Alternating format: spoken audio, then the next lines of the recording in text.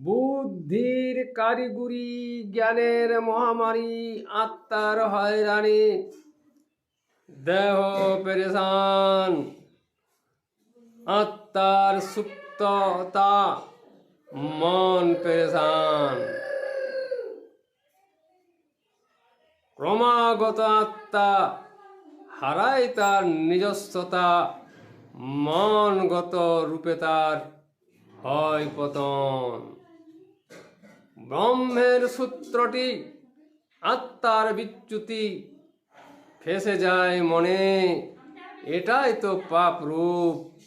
বেশি বুদ্ধি, দুর্বুদ্ধি, আত্মার সুপ্ততা, ব্রহ্মের রূপ।